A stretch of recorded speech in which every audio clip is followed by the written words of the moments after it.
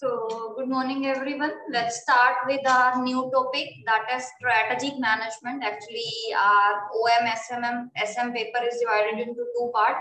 One is your operation management, and another part is your strategic management. We have completed our operation management completely, and today we are going to start our new topic, that is strategic management, second part, that is OM, SM. OM part is completed, and now we will going to start our new part, that is strategic management. And OM subject has weightage of 70%, but the strategic management weightage is 30%.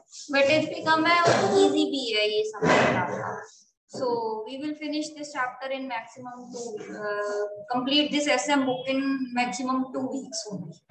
Okay, then we will have enough time, ample time for revision and test series and your doubt sessions. So today we are going to start our chapter 1, that is strategy. Any layman idea strategy क्या होता है? Strategy किसको बोलते हैं?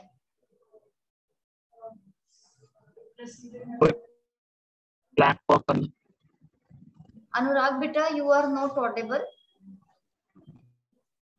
Yes, Parul beta, do you have any idea what is strategy? Strategy किसको बोलते हैं? हम क्या कहते हैं? एक फ्यूचर के लिए हम कोई पॉलिसी प्रोसीजर बनाते हैं जिससे हम अपने गोल्स अचीव कर पाए. Very good. व्हेन श्वेता बेटा, जब भी हम क्या करते हैं, कोई अपना एक स्पेसिफिक ऑब्जेक्टिव कंप्लीट करने के लिए हम rules, procedures, methods, objective, target सब फिक्स करते हैं, that is known as your strategy. Strategy का हिंदी मीनिंग होता है चाल, चाल चलना. चाल चलना, चाल हम कब चलते हैं? जब हमें किसी से गेन लेना होता है, किसी को बीट करना होता है. तो स्ट्रेटजी बेसिकली हम ट्रिक, चाल किसके लिए यूज करते हैं? To get win over something, किसी के ऊपर जीतने के लिए. जब अर्लीस्ट टाइम थे, एंशिएंट टाइम थे, तो स्ट्रेटजीज बेसिकली कहाँ पे यूज होती थी? वॉर टाइम में यूज होती थी कि वॉर में हमें कौन सी साइड से अटैक करना है, हमें फ्रंट अटैक करना है, हमें बैक अटैक करना है, हम कौन से एरिया में जाके उनकी जो लाइन ऑफ कंट्रोल है, हम कहाँ पे घुस के उन पे ऊपर अटैक कर सकते हैं. तो दैट उस टाइम हम क्या बनाते होते थे? स्ट्रेटजी बनाते होते. लेकिन जैसे जैसे एक्सपेंशन हुए, इंडस्ट्रियलाइजेशन बढ़ा, कॉमर्स बढ़ा, तो हम बिजनेस में भी ऐसे ही स्ट्रेटजीज बनाने लगे. बिकॉज कॉम्पिटिटर हमेशा ऐसे होता है ना, कोई ना कोई नया वेरिएंट किसी चीज का आता है, तो मोस्टली वो जो वेरिएंट आते हैं या कुछ भी आता है ना, दैट कम्स ऑन फ्राइडे, क्योंकि सैटरडे मैक्सिमम चीजें बंद होती हैं. तो इस चक्कर में फ्राइडे को लॉन्च होता है कि 2-3 दिन उस चीज को प्रॉपर टाइम मिल जाएगा, लोगों के माइंड में उस चीज को लेके पोजिशनिंग हो जाएगी. तो इसलिए जो स्ट्रेटजीज होती है वो बेसिकली बिजनेस में बात करें तो हम कॉम्पिटिटर को बीट करने के लिए स्ट्रेटजीज बनाते हैं. मार्केट में अपना शेयर बनाने के लिए हम स्ट्रेटजीज बनाते हैं. अपने आप को एक्सपेंड करने के लिए, लोगों के माइंड में पोजिशनिंग करने के लिए we go for the strategy. If we talk about the strategy, the word strategy is derived from the Greek word. strategy हमारा एक ग्रीक वर्ड से निकल के आया है, डिराइव हुआ है. That Greek word is strategos, STRATEGOS.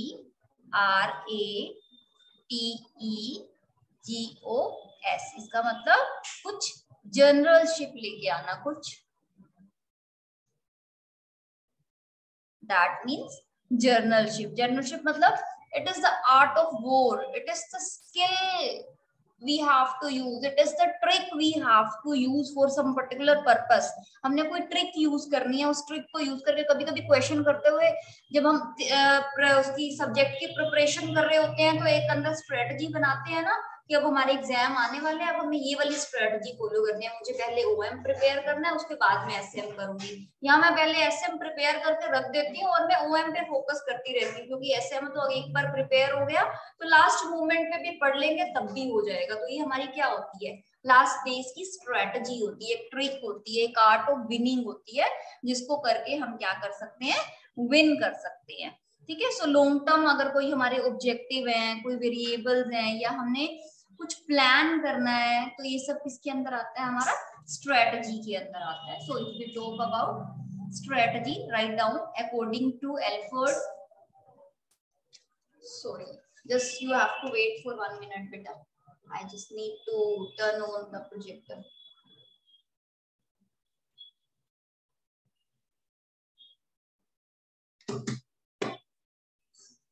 Shweta, can you please check यहाँ से सारे buttons on हैं?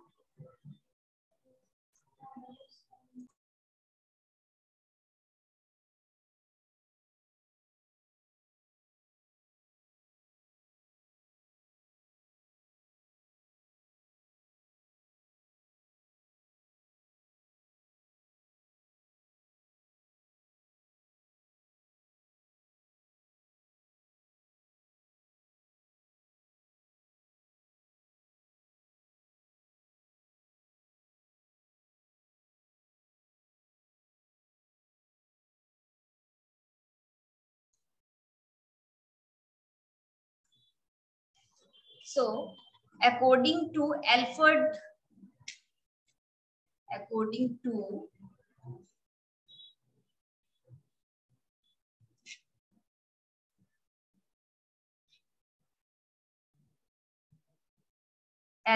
D. Chandler, strategy is the determination of. बेटा मैं अनाउंस नहीं किया करूंगी टेस्ट अब, लेकिन जितना टॉपिक हुआ होगा, जितना भी कराया होगा, चाहे चैप्टर कंप्लीट होगा या नहीं होगा, नेक्स्ट क्लास में फर्स्ट 10 मिनट्स उसका टेस्ट होगा. So I am not gonna repeat कि टेस्ट का नेम क्या है, टॉपिक क्या है. डेली जितना कराया होगा उतने टॉपिक का टेस्ट होगा आपका. Strategy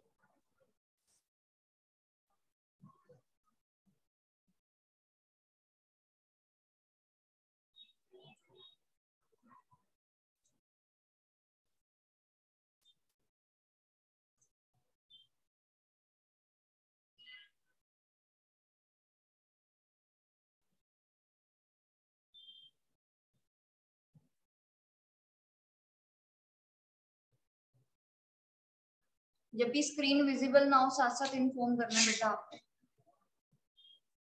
strategy is the determination. Strategy is the determination of basic long-term goals,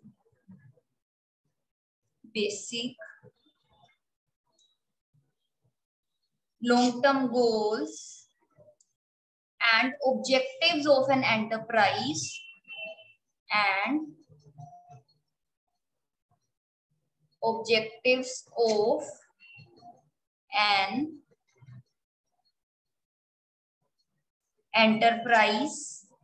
and the adoption of the course of action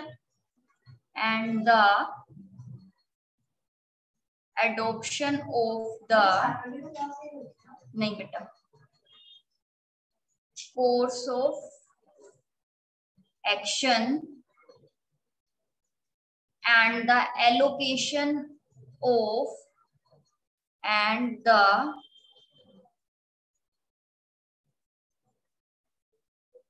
allocation of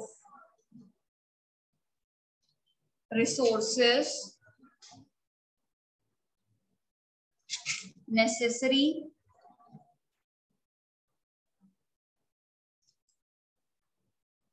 for carrying out these goals.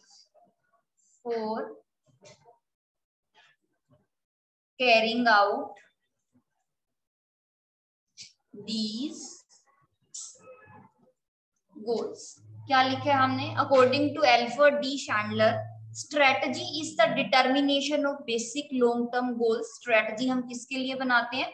अपने long term goal को determine करने के लिए, objectives को determine करने के लिए, and adoption of the course of action. मतलब जो हम स्ट्रेटजी बनाने वाले हैं, जो हमारा गोल है, उसको करने का क्या तरीका होगा. अभी हर एक काम को करने के बहुत सारे ऑल्टरनेटिव है. वी हैव टू डिसाइड कि हमने कौन सा कोर्स ऑफ एक्शन डिसाइड करना है, ऑप्ट करना है, and the allocation of resources necessary for carrying out these goals. और रिसोर्सेज को कैसे डिवाइड करना है ताकि हम अपने इन गोल्स को अचीव कर सकें। सो क्लियर हुआ? स्ट्रेटजी क्या करती है? आपके गोल्स को, आपके ऑब्जेक्टिव को डिसाइड करती है। उसके हिसाब से आपने कौन सा तरीका, जैसे पहले जितने इयर्स हो गए हैं हमें बिजनेस के अंदर, हम सिर्फ एडवर्टाइजमेंट करते थे और हमारा प्रोडक्ट सेल हो जाता था, लेकिन अब वो वाला ट्रेंड चेंज हो गया है। जो अदर कॉम्पिटिटर्स हैं वो नए नए बेनिफिट्स देते हैं, तो इस बार हमें सेल को इंक्रीज करने के लिए इंस्टेड ऑफ एडवर्टाइजिंग हमें कुछ डिस्काउंट्स ऑफर करने पड़ेंगे या हमें कुछ स्कीम्स लेके आनी पड़ेंगी। तो this is the course of action. और उसके हिसाब से फिर क्या करना, रिसोर्सेज को एलोकेट करना सो दैट हम अपने गोल्स को अचीव कर सकें। तो this is known as your strategy. Strategy basic meaning means the skill of winning, the art of winning, the art of getting competitive advantage. जहां पे भी आप किसी को बीट कर सकते हो, उस बीट करने के लिए जो भी आप कुछ काम करते हो, दैट इज योर स्ट्रेटजी। आपको एग्जाम में पास होना है, उसके लिए आपने माइंड में एक प्लान बनाया, एक वो कुछ बनाया कि कैसे आप पास हो सकते हो, दैट इज स्ट्रेटजी। आपको घर जाना है, घर जाने के लिए कितनी बसेस, मेट्रो चेंज करनी पड़ेगी, किस टाइम आप कौन सा मेट्रो लेके किधर जाओगे, दिस इज आल्सो स्ट्रेटजी। आपको अपने फ्रेंड से ज्यादा मार्क्स लेने हैं, दैट इज आल्सो स्ट्रेटजी। जहां पे भी विनिंग की कोई बात हो जाती है तो that is known as your strategy. Clear? Next, features of strategy.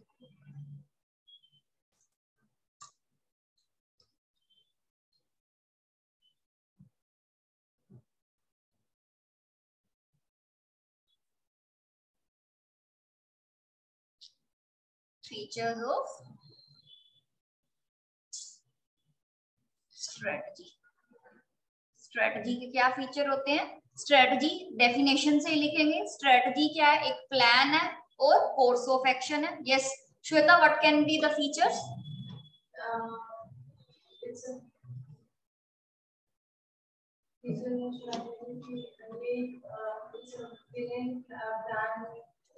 It's the art of winning. It helps to achieve our goals. It helps to increase our sales and customer base. Very nice. Yes. Anurag. Resource utilization. Anurag. Determination of long-term goals. Very good. Helpful in determination of long-term goals. Yes, Parul. Optimum utilization of resources. Yes, to carry out the resources for the business. उसके हिसाब से जो हमने plan goal set की है उसके हिसाब से हमारे रिसोर्सेज क्या होंगे। Very nice. सो स्ट्रेटजी क्या है? इज अ प्लान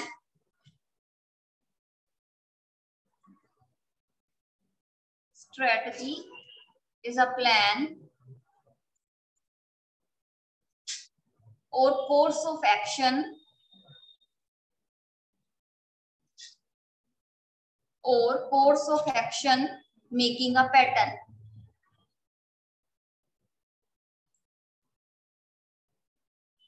स्ट्रेटजी क्या है? एक प्लान है। मतलब स्ट्रेटजी भी हम किसके लिए बना रहे हैं? फ्यूचर के लिए बना रहे हैं। प्लान मतलब हम एडवांस में ही सोच रहे हैं कि हमें इस काम को करने के लिए क्या पैटर्न, क्या रास्ता, क्या प्रोसीजर फॉलो करना पड़ेगा। तो स्ट्रेटजी क्या है? एक प्लान है या फिर एक कोर्स ऑफ एक्शन है एक पर्टिकुलर काम को कंप्लीट करने के लिए। स्ट्रेटजी क्या है? It is a forward looking function.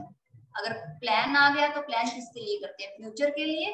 तो strategy is forward looking. Strategy is always made for the future. हम स्ट्रेटजी को हमेशा किसके लिए बनाते हैं? फ्यूचर के लिए बनाते हैं कि हम फ्यूचर में क्या करने वाले हैं। Strategy relates the firm to its environment. Strategy relates the firm to it's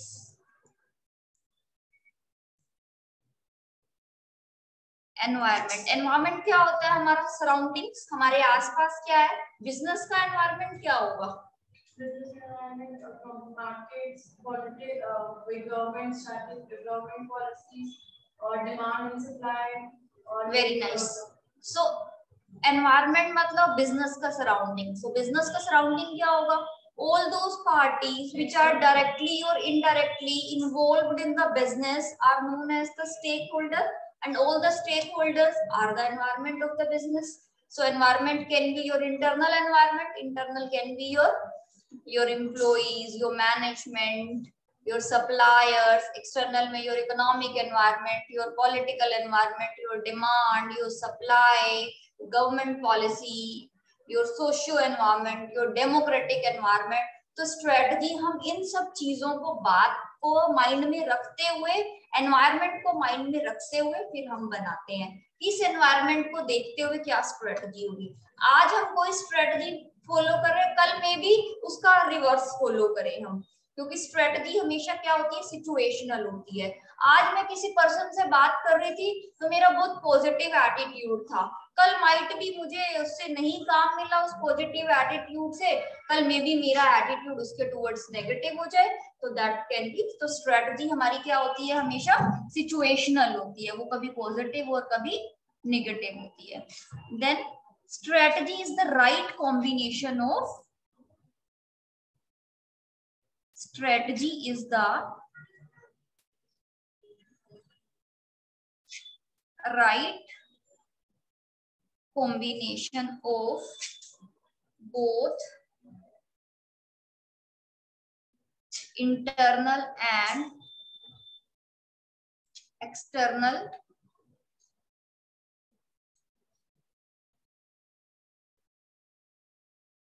environment। जब भी हम स्ट्रेटजी बनाते हैं तो हम दोनों इंटरनल और एक्सटर्नल एनवायरनमेंट को कोरिलेट करके स्ट्रेटजी बनाते हैं कि कहीं पे भी कोई मिस गैप नहीं आना चाहिए। इंटरनली तो मैंने अपने आप को स्ट्रॉन्ग कर लिया, लेकिन मैंने एक्सटर्नल फैक्टर्स को स्टडी नहीं किया। मैंने एक्सटर्नल अफेयर सारा कुछ मैंने अपना अच्छा कर लिया, लेकिन मैंने अपने एम्प्लॉइज को मोटिवेट नहीं किया, उनको सैलरी नहीं दी, उनको प्रॉपर कम्युनिकेट नहीं किया थिंग्स को, तो तब भी स्ट्रेटजी काम नहीं आएगी हमारी। तो स्ट्रेटजी, एक अच्छी स्ट्रेटजी क्या करती है, it makes the combination of both internal and external environment. Strategy में कॉन्ट्राडिक्ट बाय एक्शन, और you can say strategy may contradict by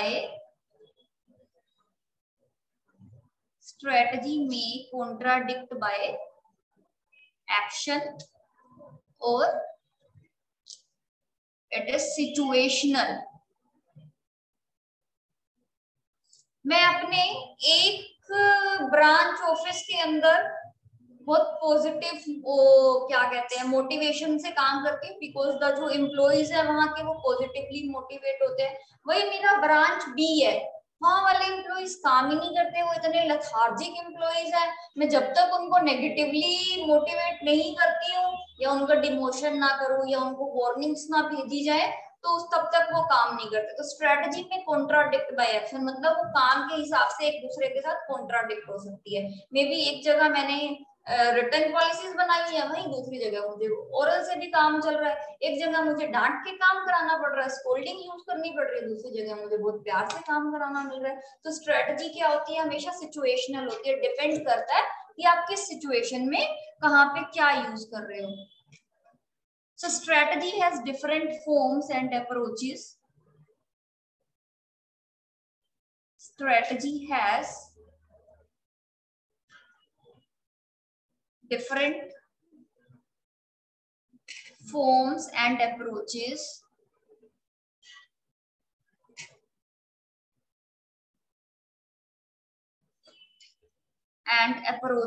In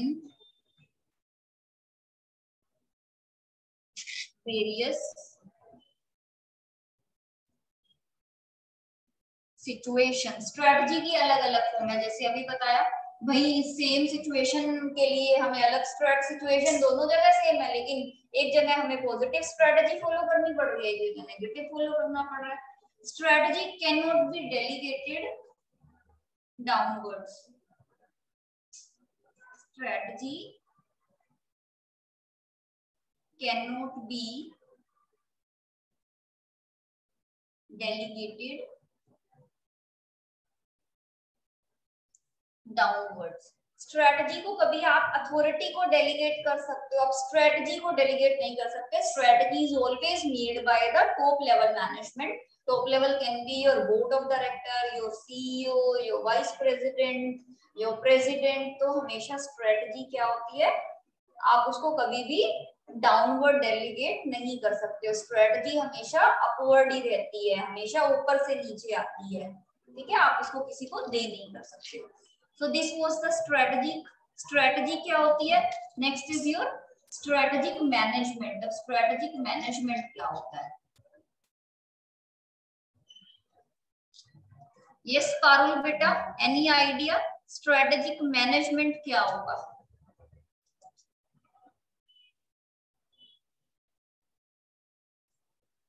Parul control से concern. Anurag beta, your voice is noted or so Shweta, what is strategic management, any idea. जिससे हम लोगों ने strategy बना के उसको इम्प्लीमेंट कैसे करेंगे उसको वेरी नाइस. आगे से हमें बताएंगे कि तुम्हें ये करना है, तुम्हें ये करना है. Very nice, very nice. तो strategic management is to manage the strategy, how we have to choose a particular strategy, how we have to formulate the strategy, and how we have to implement that strategy. And to implement the strategy, right strategy at right time at right place is known as your strategic management. Clear हो गया. So management का मतलब ही क्या होता है, आपको अच्छे से मैनेज करके चलना. सो अगर हम बात करें according to Harrison and Saint John, according to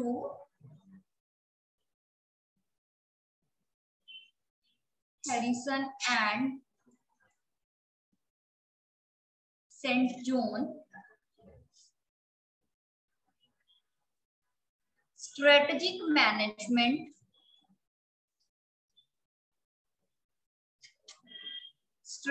management as the process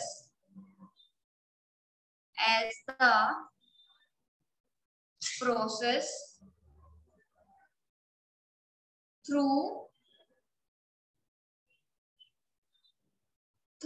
which organizations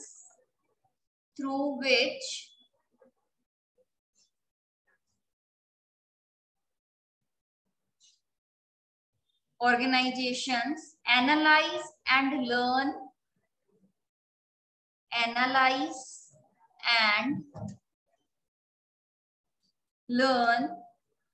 from their internal and external environment, from their internal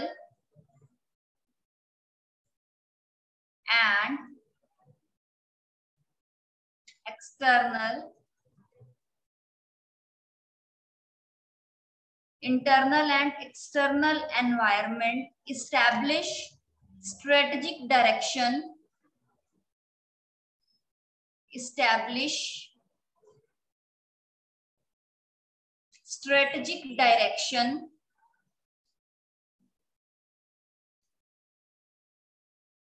create strategies,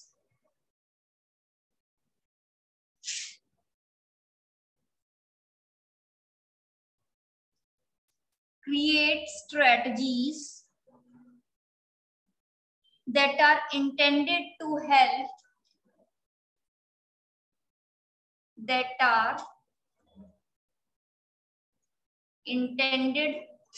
help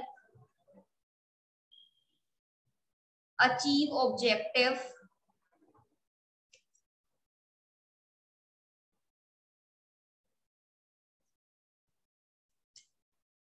goals, and execute these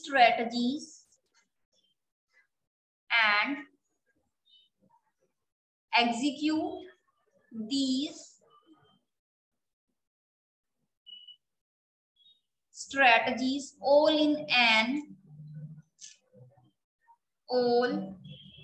an effort to satisfy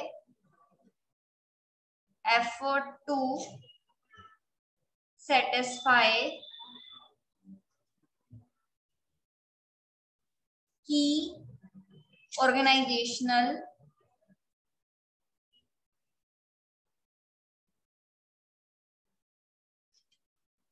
stakeholders.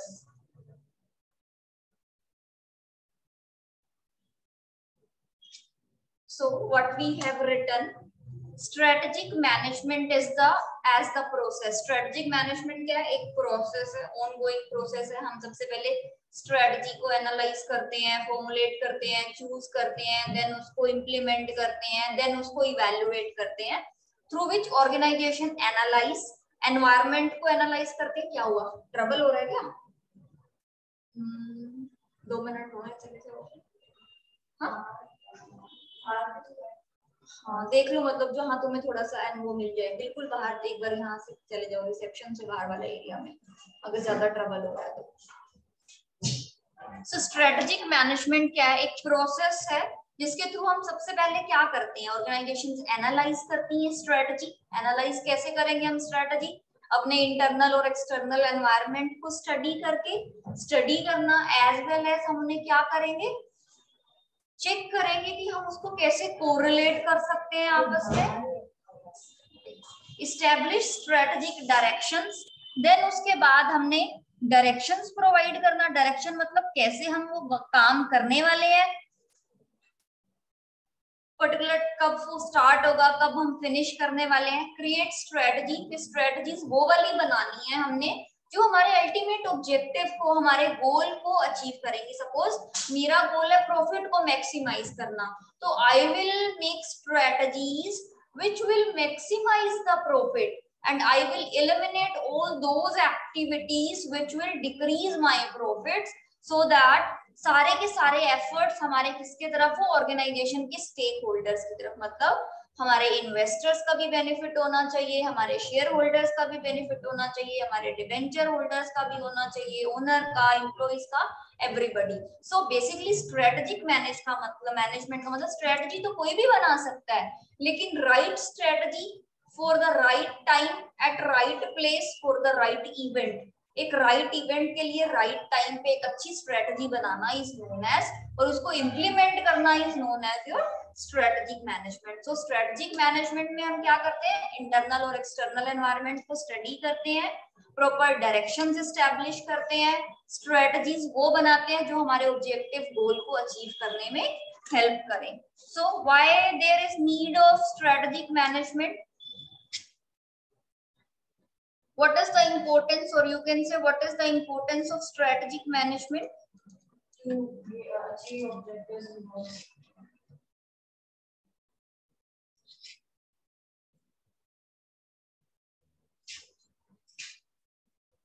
Importance of strategic management. Yes, Shweta, what was you saying, beta? Very good. Focus on objective establishment. Objective को assess करने में help करता है. What else? Very nice. अगर strategy अच्छा होगा तो it can be helpful in decision making. आपको पता चल जाता है strategy. Optimum utilization of resources. Optimum utilization of resources will bring efficiency and effectiveness. Yes. What else? Parul and Anurag, do you have any idea?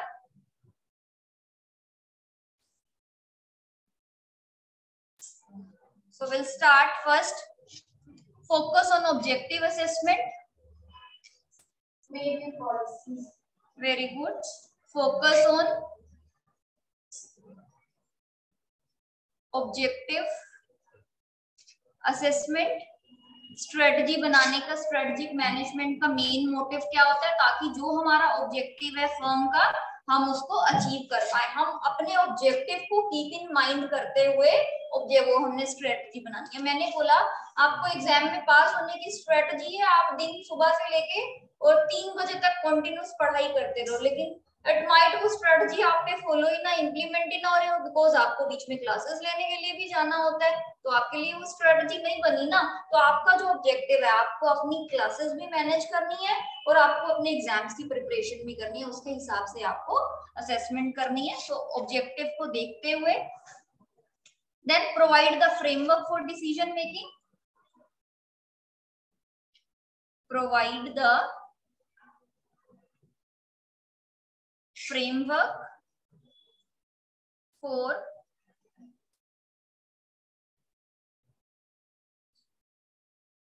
Decision making. So strategy बनाने का main motive क्या है हमारा? Competitive advantage लेना। Competitive advantage कब आएगा हमारा? जब हम अच्छे डिसीजन लेंगे। इतने सारे कोर्स ऑफ एक्शन में से जब हम वन अच्छा बेस्ट डिसीजन बेस्ट को इम्प्लीमेंट कर पाएंगे। सो स्ट्रेटजी आपको एक फ्रेमवर्क प्रोवाइड करती है सो दैट आप एक अच्छे decision, right decision, timely decision ले पाओ।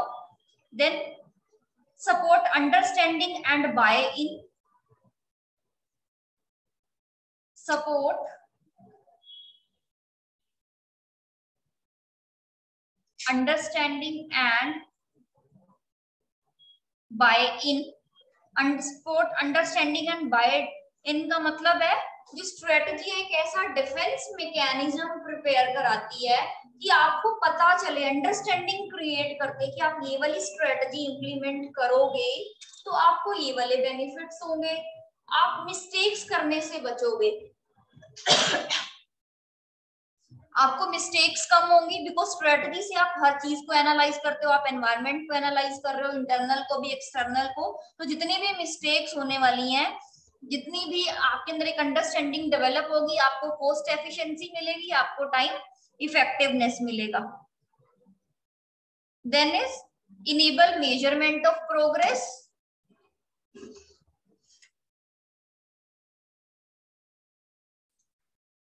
Next point is enable measurement of progress.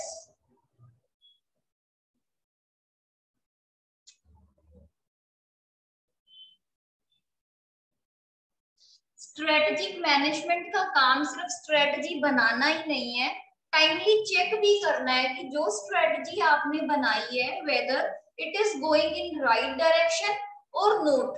आपको ये भी चेक करना है सो दैट टाइमली आप प्रोग्रेस भी चेक कर सको। एक स्ट्रेटजी आपने 5 इयर्स के लिए बना दी है लेकिन आपने उस पर कोई चेक तो रखा ही नहीं, आप उसको चेक ही नहीं कर पाए कि वो स्ट्रेटजी जब आपने बनाई थी तो उस पर कितना प्रोग्रेस हुआ, नहीं हुआ, कैसा हुआ।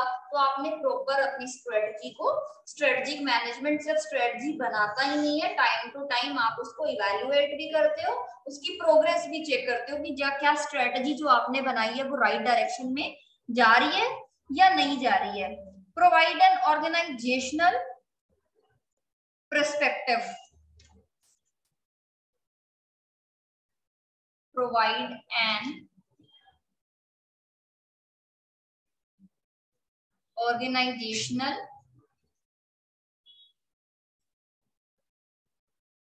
perspective. So strategy आपको आपकी ऑर्गेनाइजेशन के गोल पे फोकस कराती है। स्ट्रेटजी का काम सिर्फ फ्यूचर को प्रोजेक्ट करना ही नहीं है बल्कि फ्यूचर को एक शेप देना है। ये नहीं कि फ्यूचर में हमारी सेल घटने वाली है, ये नहीं है स्ट्रेटजी का काम।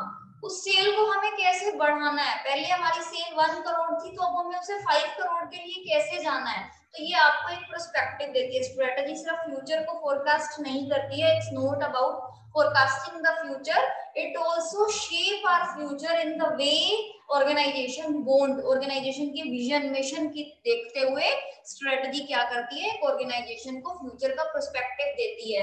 सपोज मेरा विजन है कि मुझे इस दुनिया के अंदर, पूरे अर्थ के अंदर मुझे मेरा लीडरशिप चाहिए, तो उस लीडरशिप को मैं कैसे लेके आऊंगी, कैसे मेरा लीडरशिप आएगा, that the task of the strategic management. Strategy बनाएंगे, उसको इम्प्लीमेंट करेंगे, उसको फिर इवैल्यूएट करेंगे ताकि हम अपने ऑर्गेनाइजेशनल पर्सपेक्टिव की तरफ मूव कर पाए।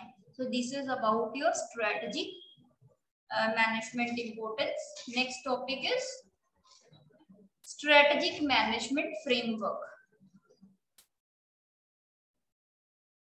Strategic management framework. अब स्ट्रेटजी काम कैसे चलती है, प्रोसेस क्या होता है हमारी स्ट्रेटजी का। सबसे पहले हम क्या करते हैं, कोई भी स्ट्रेटजी बनानी है तो सबसे पहला टास्क क्या होगा बेटा हमारा,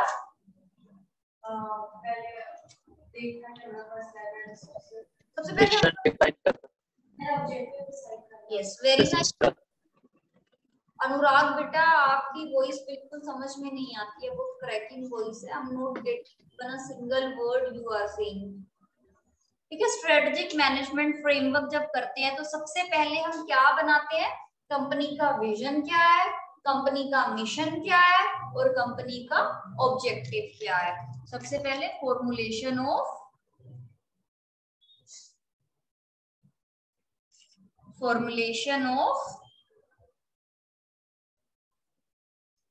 vision, mission and objective. Vision का मतलब क्या होता है? विजन मतलब why I am there. Suppose मेरा, मैं किस लिए यहाँ पर हूँ, मेरा क्या गोल है, मैं किस लिए यहाँ पे आई हूँ। ठीक है, जैसे आई वॉन्ट टू गेट, मैंने बिजनेस स्टार्ट करना है and I want to be the leader on the earth, मैं पूरी अर्थ पे एक लीडर बनना चाहता हूँ, या इस बिजनेस से मैं बिलियनियर बनना चाहता हूँ। ये क्या है, मेरा विजन है। अब उस विजन को अचीव कैसे करेंगे, दैट इज मिशन। और ऑब्जेक्टिव क्या होते हैं हमारे, कि पर्टिकुलर टाइम के अंदर हम उसको कैसे अचीव करेंगे, that is the objective. Vision क्या है, हमारी ब्रॉड स्टेटमेंट है जिसके बेसिस पे हमारा बिजनेस एस्टैब्लिश हुआ है। अब उस विजन को अचीव कैसे करना है, that will be through mission. और ऑब्जेक्टिव क्या है, एक टाइम बेसिस स्टेटमेंट्स है कि इतने टाइम के अंदर, सपोज इस साल के अंदर मुझे 10 करोड़ का सेल करना है, दैट इज माय ऑब्जेक्टिव। तो फर्स्ट हम सबसे पहले क्या करेंगे, कंपनी का मिशन, कंपनी का पर्पस, इसका ऑब्जेक्टिव, फिलॉसफी, गोल, इन सबको सेट करेंगे। ये सेट करने के बाद we will identify, we will conduct an analysis, we will conduct an analysis that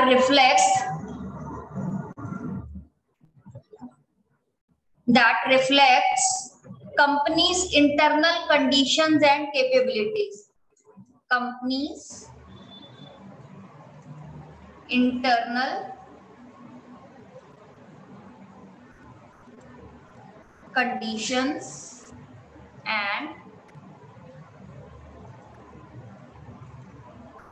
capabilities। अब हमने हमारा विजन डिसाइड कर लिया। अब इसके बाद हम कंपनी के इंटरनल कंडीशन, मतलब वैल्यू सिस्टम क्या है, कंपनी के एम्प्लॉइज कैसे हैं, कंपनी के पास कितने रिसोर्सेज है, कितना वो एक्सपेंड कर सकता है, कैसे वो उसको मैनेज कर सकता है, तो हम इंटरनली कंपनी को करेंगे। प्लस हम क्या करेंगे, assess the external environments. Internal के बाद then we will assess the external environment to gain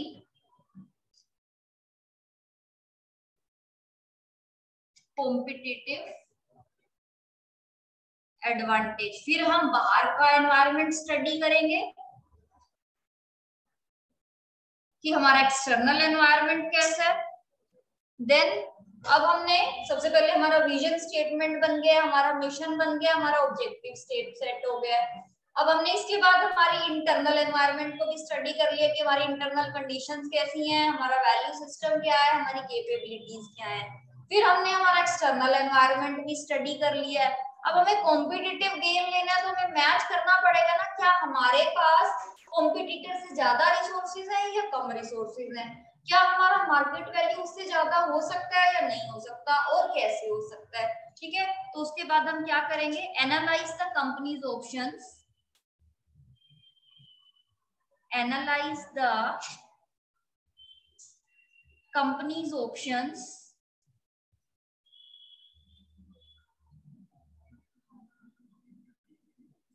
by matching its resources, by matching its resources to the external environment, to the external environment.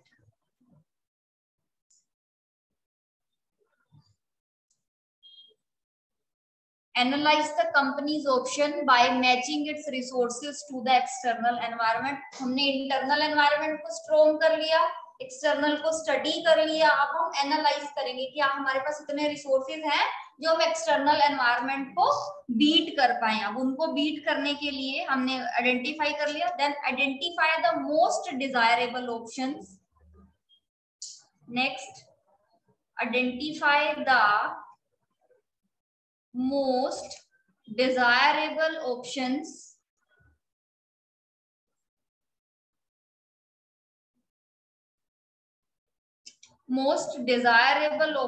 by evaluating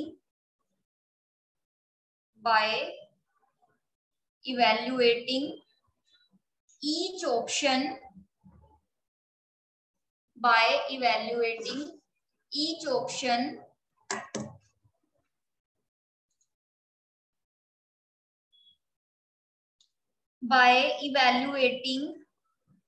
option in light of company's mission. In light of company's mission. अब हमने हर एक option को study करना है, but options तो बहुत सारे होंगे, लेकिन हमारा मिशन क्या कहता है. सपोज मेरा मिशन सोसाइटी को सर्व करना है, तो मैं प्रॉफिट को मैक्सिमाइज करना और सेल को मैक्सिमाइज करने वाले ऑल्टरनेटिव पे तो मैं नहीं जाऊंगी ना. अगर मेरा जो कंपनी का मिशन है वो प्रॉफिट को मैक्सिमाइज करना है, तो मैं तो सोसाइटी को सर्व करने वाली साइड जाऊंगी नहीं. मैं तो I will always keep my margins high, my profit high. ठीक है, मेरे प्रोडक्ट के अंदर मैं क्वालिटी, प्राइसेस, इन सबको इंट्रोड्यूस करूंगी. ठीक है, तो अपने आपने जो भी आपका कंपनी का मिशन है उसके हिसाब से अपने ऑप्शंस को इवैल्यूएट करना है. देन आपने implement the strategy.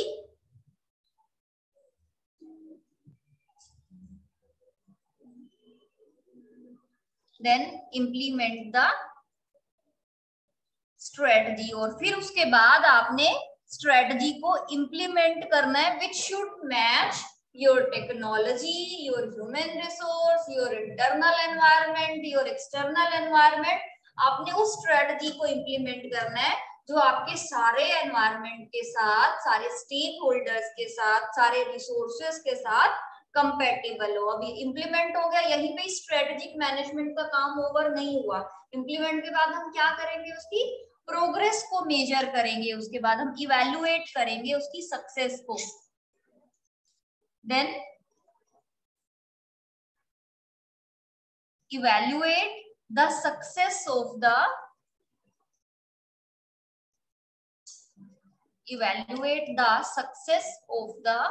strategic progress. अब हम क्या करेंगे, अपनी जो भी स्ट्रेटेजिक प्रोग्रेस है इसको हम इवैल्यूएट करेंगे, या कुछ भी इनपुट चाहिए हमें फ्यूचर के लिए, we will add on that input so that we can get the success in the strategy. ये एग्जाम में आपको स्ट्रेटेजिक प्रोसेस के नाम से भी आ सकता है कि राइट द स्ट्रेटेजिक प्रोसेस, और एक्सप्लेन द स्ट्रेटेजिक फ्रेमवर्क भी हो सकता है. सो कहाँ से स्टार्ट हुआ था हमारा फ्रेमवर्क. सबसे पहले हमने क्या करना है, विजन, मिशन और ऑब्जेक्टिव स्टेटमेंट बनानी है. हमने विजन क्या होती है, ब्रॉड स्टेटमेंट, मिशन उसका पार्ट, और ऑब्जेक्टिव एंड रिजल्ट्स होती है हमारी. फिर उसके बाद हमने कंपनी की इंटरनल कैपेबिलिटीज को स्टडी करना है, एक्सटर्नल एनवायरनमेंट को एनालाइज करना है, असेस करना है. उसके बाद फिर हमने मैच करना है इंटरनल और एक्सटर्नल एनवायरनमेंट को, मतलब अपने रिसोर्सेज को एक्सटर्नल एनवायरनमेंट के साथ मैच करना है. देन जो सबसे बेस्ट ऑप्शन होगा, हमने कंपनी के मिशन को माइंड में रखते हुए उसको सेलेक्ट करना है. जो सेलेक्ट किया, then we will implement that strategy. और इम्प्लीमेंट करने के बाद स्ट्रेटेजिक मैनेजमेंट ओवर नहीं होता, उसके बाद आपने उसकी सक्सेस को इवैल्यूएट भी करना है. ठीक है, then is your working model of strategic management process. यही वाले पॉइंट्स हैं, बस डिटेल है. Working model of strategic management process.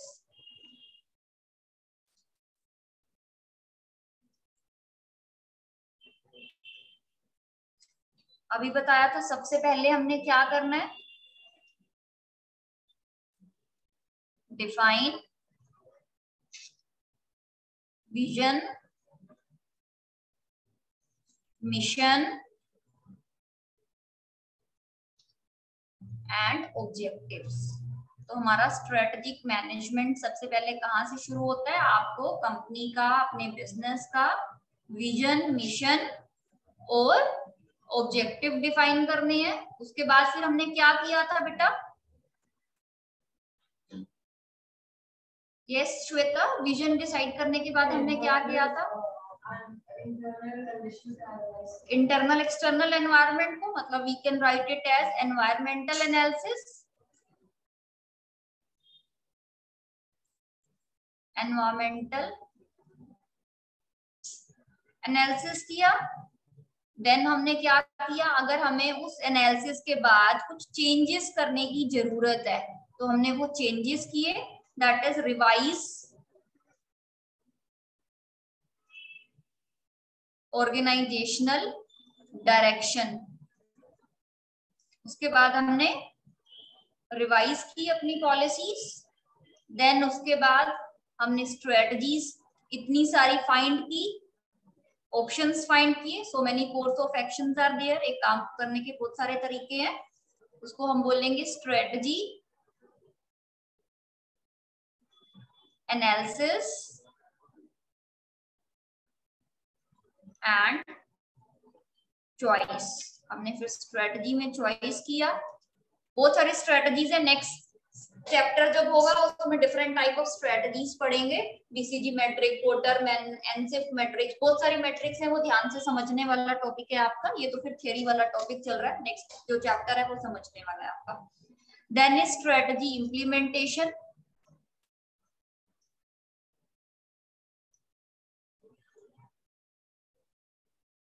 Strategy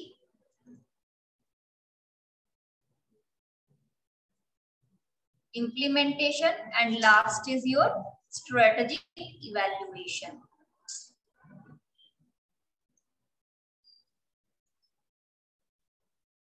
Strategic evaluation clear हो गया?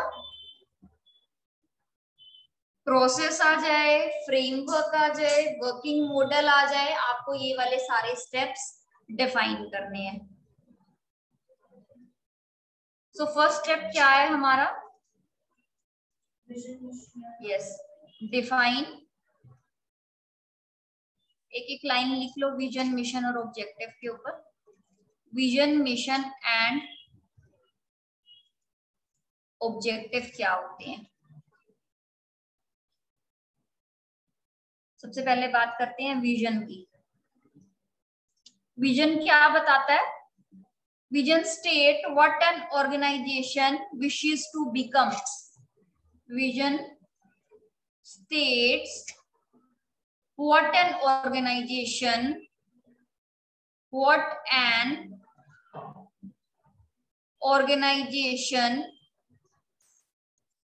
wishes to become. एक ऑर्गेनाइजेशन क्या बनना चाहती है? जब भी हम कोई काम शुरू करते हैं, आप सीएमए कर रहे हो, आपका विजन क्या है कि आपको एक अच्छा प्रोफेशनल बनना है, दैट इज योर विजन। कैसे बनना है, दैट इज मिशन। ऑब्जेक्टिव क्या है? हर बार वाले मॉड्यूल पास करने हैं आपके। तो सबसे बड़ी स्टेटमेंट क्या हुई, आपको एक प्रोफेशनल बनना है, दैट इज विजन। उसके लिए आपको सीएमए पास करना पड़ेगा, दैट इज योर मिशन। हर बार आपको हर एक मॉड्यूल क्लियर करना पड़ेगा, that is your objective. Mission क्या होता है? Mission states what an organization is and why it is exist. Mission states what an organization is, what an organization is and why it exists, and why it exist. एक organisation क्या है और ये क्यों exist कर रही है। And mission के बाद ऑब्जेक्टिव क्या है हमारे,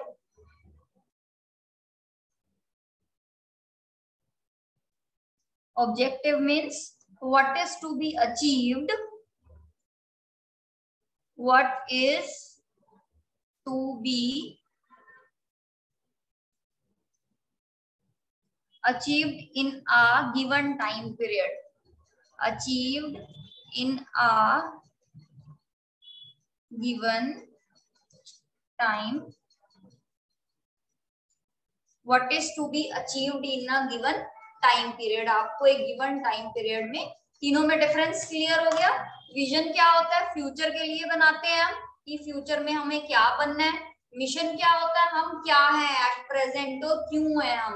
और ऑब्जेक्टिव क्या है, एक पर्टिकुलर टाइम पीरियड के अंदर हमें कितना अचीव करना है, ये सब। तो ये मिशन, ऑब्जेक्टिव, विजन, ये किन फैक्टर्स के ऊपर बेस्ड करते हैं, एनवायरमेंटल फैक्टर्स के ऊपर, कंपनी के रिसोर्सेज के ऊपर और कंपनी के रिसोर्सेज के ऊपर और कंपनी का वैल्यू सिस्टम कैसे है, कंपनी कितना ज्यादा अवेयर्ड है पास्ट एनवायरनमेंट के बारे में, पास्ट डेवलपमेंट्स कैसी हुई थी। सो मिशन ऑब्जेक्टिव हमारे इन फैक्टर्स के ऊपर डिपेंड करते हैं। Mission and objectives are based on the environment, realities क्या है, कंपनी का वैल्यू सिस्टम कैसा है और कंपनी पास्ट में कैसा कर रही थी उसके ऊपर डिपेंड करता है। सो फर्स्ट स्टेटमेंट ये थी। सेकंड स्टेटमेंट क्या है हमारा, एनवायरमेंटल एनालिसिस।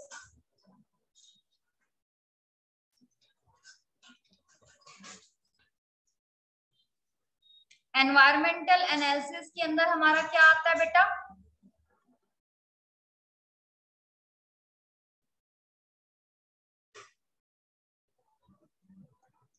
एनवायरमेंटल एनालिसिस में we will study internal, we will learn or study internal and external environment। आपको मैं एक्सप्लेन कर चुकी हूँ इंटरनल एक्सटर्नल क्या होता है। इसके बाद थर्ड स्टेप क्या था, revise organizational directions, revise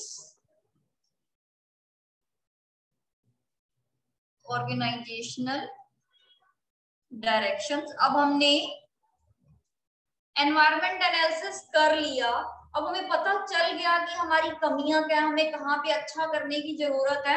so change करने के लिए वी विल डू स्वॉट एनालिसिस। क्या करेंगे हम, स्वॉट एनालिसिस। स्वॉट एनालिसिस क्या होता है, strength, weakness, opportunities and threat. Strength मतलब प्रेजेंट हमारे पास क्या अच्छा है और क्या रिसोर्सेज की हमारे पास कमी है, that is your weakness. Opportunities हमारे कॉम्पिटिटर के पास क्या अच्छा नहीं है और क्या हमारे पास कॉम्पिटिटिव गेन है, दैट इज अपॉर्चुनिटी। फ्यूचर के लिए opportunity, strength is for present, opportunity is for future, weakness is for present और फ्यूचर में हमें क्या थ्रेट्स आ सकती हैं, क्या कमियां मिल सकती हैं कि कॉम्पिटिटर हमसे आगे जा सकता है, दैट इज थ्रेट एनालिसिस। तो आप इसके बाद क्या करोगे, स्वॉट एनालिसिस करोगे, दैट उसके हिसाब से आप डायरेक्शन चेंज करोगे। Fourth step will be strategic analysis and choice. Strategic analysis and choice. अब इसके बाद आप क्या करोगे, स्ट्रेटजी फॉर्मुलेट करोगे। Now this is the time to formulate the strategy. इस स्टेप में फॉर्मुलेशन ऑफ स्ट्रेटजी होगा और वो स्ट्रेटजी हमारा किसके बेसिस पे होगा, बहुत सारी स्ट्रेटजी में से बेस्ट स्ट्रेटजी को इम्प्लीमेंट करना। कोई भी स्ट्रेटजी अगर आप उसको फॉर्मुलेट अच्छा करते हो तभी वो सक्सेसफुल होती है, otherwise there is the chances of failure, उसके फेलियर के चांसेस ज्यादा होते हैं। So strategic analysis and choice ही हमारा नेक्स्ट चैप्टर है, उसके अंदर हम डिटेल में करेंगे कौन कौन सी हमारे पास स्ट्रेटजीज अवेलेबल है, कैसे कैसे हम कर सकते हैं। Then is strategy implementation, strategic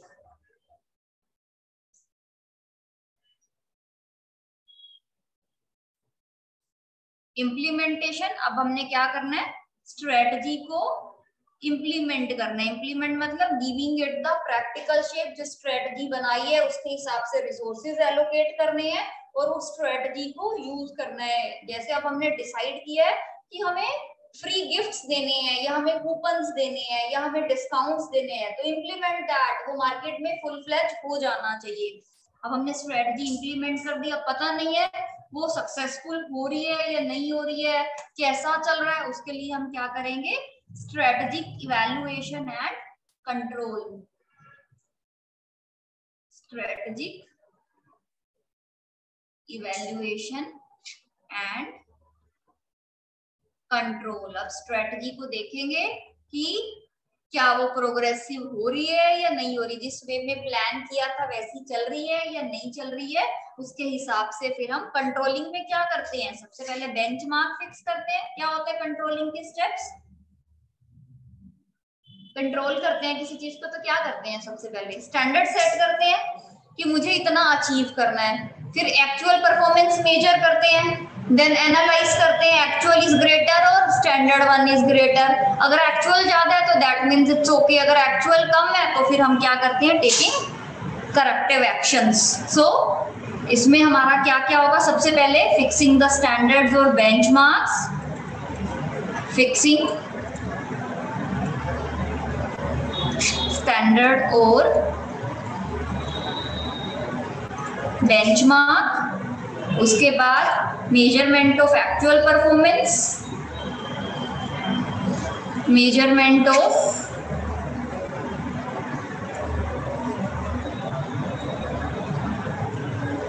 actual performance, then अगर कोई कमियां आई है एनालिसिस और analysing variances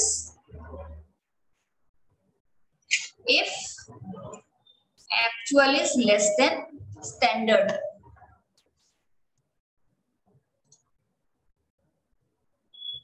Or then taking the corrective actions.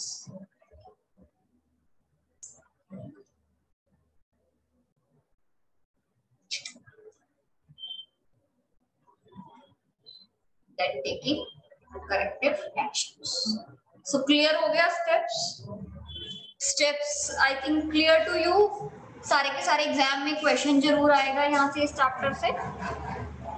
Then vision statement के बारे में मैं आपको बता चुकी हूँ, विजन क्या होता है। Vision is also called the future picture of your company.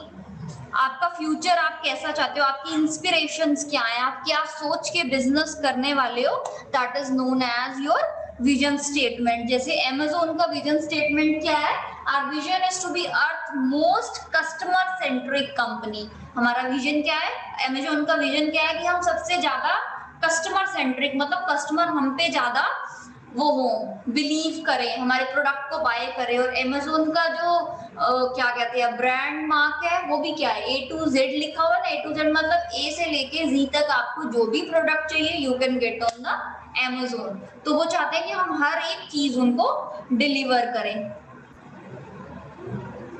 So to build a place where people come to find and discover anything they might want to buy online। तो उनका मोटिव क्या है, customer centric, और एक वो place जहां पे लोग आए और उनको जो भी चाहिए वो उसके हिसाब से बाय कर पाए।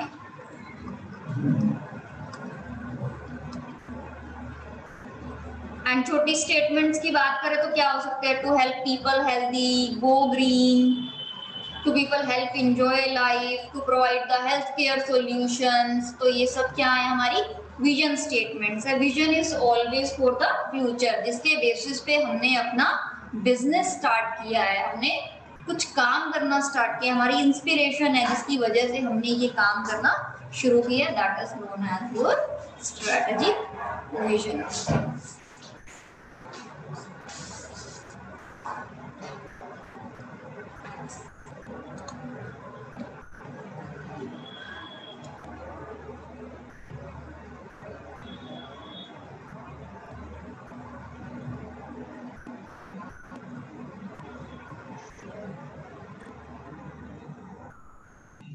विजन, मिशन और ऑब्जेक्टिव का मीनिंग क्लियर हो गया। अगर if I say what is the difference between the mission statement and vision statement, तो क्या होगा,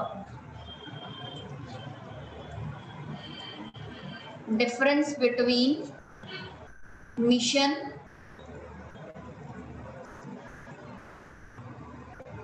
statement and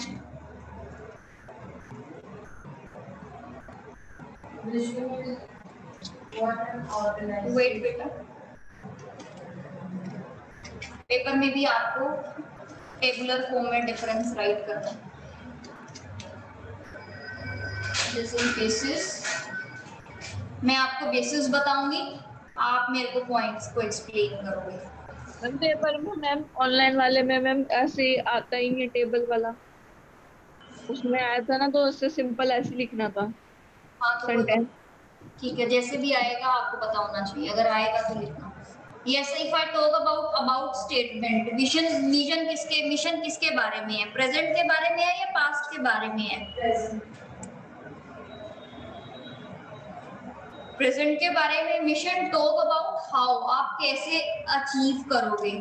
और विजन किसके बारे में है? फ्यूचर के बारे में, where you want to be, where you want to be. और नेक्स्ट अगर मैं टाइम की बात करूं तो मिशन किसके बारे में बात कर रहा है? प्रेजेंट के बारे में। और विजन किसके बारे में बात कर रहा है? आपके फ्यूचर के बारे में। और फंक्शन की बात करूं, मिशन का काम क्या होता है?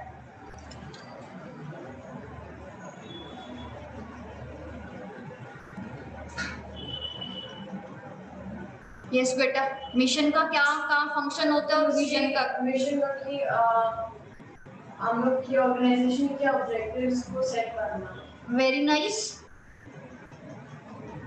एंड विजन का क्या होता है फंक्शन? To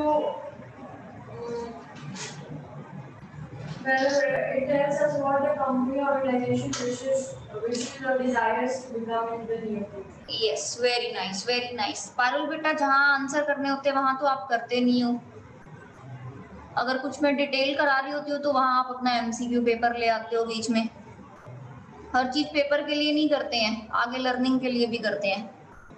पेपर के लिए पढ़ना होता तो खुद पढ़ सकते थे ना। You should learn something extra, अगर आपको मिल रहा है कुछ एक्स्ट्रा लर्न करने के लिए तो यू शुड। सो आपका जो मिशन स्टेटमेंट है, it defines the key major, it defines the key measure of the organizational success, कि आप एक ऑर्गेनाइजेशन को सक्सेस कैसे दिला सकते हो। और इसका फंक्शन क्या होता है? It list where you see yourself, where you see yourself some years from now, some years from now, आप फ्यूचर में अपने आप को कहां देखना चाहते हो।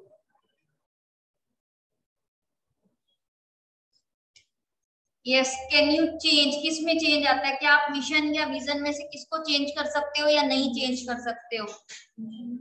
यस, मिशन स्टेटमेंट में चेंज, लेकिन विजन चेंज नहीं होता आपका। डू नॉट चेंज, क्योंकि ये तो मेरी इंस्पिरेशन है विजन तो, लेकिन उसको अचीव कैसे करना है उसका तरीका मैं चेंज कर सकती हूँ। दैट तरीका is your mission. Then is for what business, for what type of business? Mission किसके लिए होता है? नए बिजनेस के लिए या पुराने बिजनेस के लिए? Very nice. And for own guidance, for already established business, and it is for new business। जो विजन स्टेटमेंट बनती है वो किसके लिए बनती है? आपके नए बिजनेस के लिए बनती है।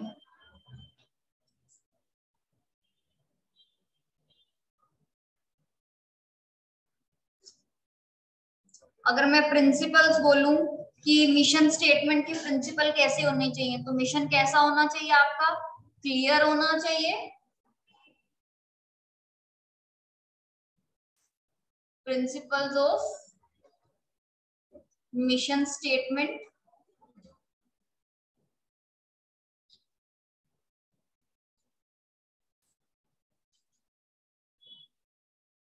क्लियर होना चाहिए। और क्या होना चाहिए बेटा?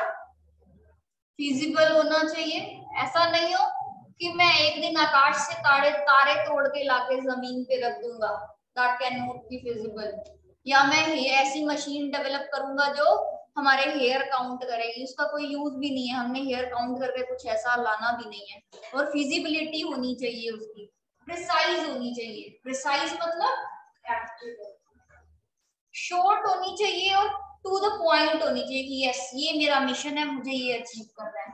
डिस्टिंक्टिव, दूसरे से अलग होनी चाहिए हमेशा, जो पब्लिक के सामने आपकी ऑर्गेनाइजेशन की इमेज को खड़ा करे। ठीक है, तो जैसे बजाज ऑटो है, उनका मोटिव क्या है? वैल्यू फॉर मनी, कि सस्ते में आपको एक अच्छा ऑटो व्हीकल मिल जाता है, तो that is their value of money. वो सबसे अलग भी है। जैसे मारुति है, कब से उसने मिडिल क्लास में अपना मार्केट शेयर बनाया हुआ है। टाटा नैनो आई थी, टाटा ने बनाया। इस तरह से मोटिवेटिंग होनी चाहिए आपकी मिशन स्टेटमेंट, कि देख के लगे हाँ मुझे इसके ऊपर काम करना है, मुझे इस मिशन को अचीव करना है। अगेन फैक्टर सबके सेम होंगे। अगर क्वेश्चन आता है factor affecting the mission statement और ऑब्जेक्टिव स्टेटमेंट, तो आपके एनवायरनमेंट अफेक्ट करेगा। आपकी रियलिटीज क्या है एनवायरनमेंट की, मतलब आपके पास रिसोर्सेज क्या है। आपका वैल्यू सिस्टम, वैल्यू सिस्टम क्या होता है? आपके एथिक्स क्या है, आप कॉर्पोरेट सोशल रिस्पॉन्सिबिलिटी कितना डिस्चार्ज करते हो, आपका रिस्क टेकिंग बिहेवियर क्या है, आप सोशल इश्यूज को कैसे टैकल करते हो। ठीक है, इन सब चीजों के बारे में। And awareness of management for past for development, की पास्ट में उनका डेवलपमेंट कैसा था उसके बारे में। ऑब्जेक्टिव अगेन मैंने आपको बता चुकी हूँ। ऑब्जेक्टिव क्या आते हैं? Objective are the end results, जिनके बेसिस पे हमने मिशन कर चुके हैं। विजन मिशन का डिफरेंस कर चुके हैं हम। स्क्रीन विजिबल है? ये कुछ कंपनीज का वो लिखा हुआ है मिशन स्टेटमेंट, आप अच्छे से स्टडी कर लेना। And you should also know some more statements about the companies, की किन कंपनी के विजन क्या है और मिशन क्या है।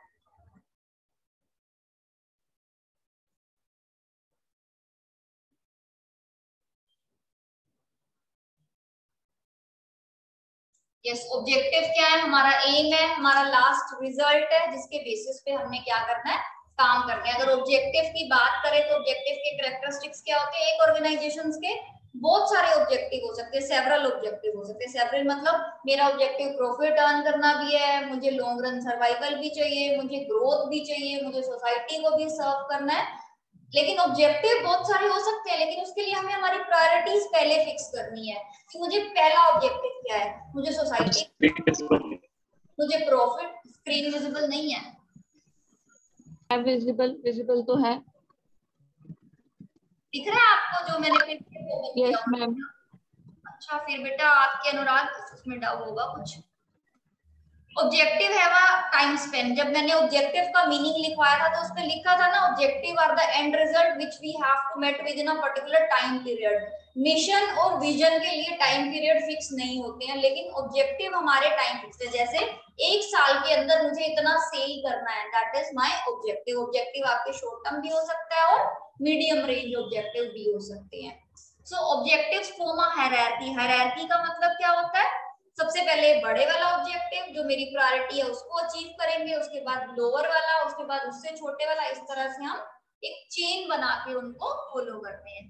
Then is essentials of the effective objective. एक अच्छा ऑब्जेक्टिव होने के लिए हमें क्या प्रिंसिपल होने जरूरी है? अंडरस्टैंडेबल ऑब्जेक्टिव ऐसे होने चाहिए जिनको आप समझ सको। एम्प्लॉय के सामने रखा हमने, मैंने ये बोला कि मुझे सेल बढ़ानी है, तो इसका मतलब मुझे डिफाइन करना है कि सेल कैसे बढ़ानी है। प्राइस को कम करके बढ़ानी है या प्राइस को सेम रखते हुए हमें बढ़ानी है। तो objective should B understandable, ambiguity नहीं होनी चाहिए, कोई भी डाउट्स नहीं होने चाहिए। ऑब्जेक्टिव क्या होना चाहिए? स्पेसिफिक। स्पेसिफिक मतलब कॉन्क्रीट होने चाहिए, मेजरेबल होने चाहिए। जैसे मेरा objective, our company plan is to increase sale by 10%, तो 10% क्या है? एक तो मैं सिर्फ ये बोलूं कि मुझे मेरी सेल इंक्रीज करनी है, कितनी इंक्रीज करनी है, नहीं ना, कॉन्क्रीट नहीं हुआ।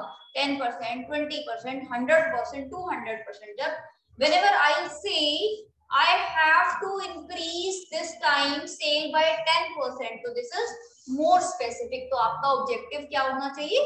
स्पेसिफिक होना चाहिए। स्पेसिफिक के साथ साथ वो क्या होना चाहिए? टाइम बाउंड होना चाहिए। टाइम बाउंड मतलब मुझे 10% प्रॉफिट इंक्रीज करने हैं या सेल इंक्रीज करनी है, कब तक इंक्रीज करनी है?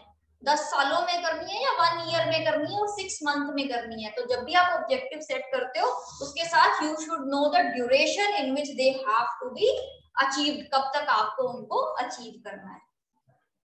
ऑब्जेक्टिव आपके क्या होने चाहिए?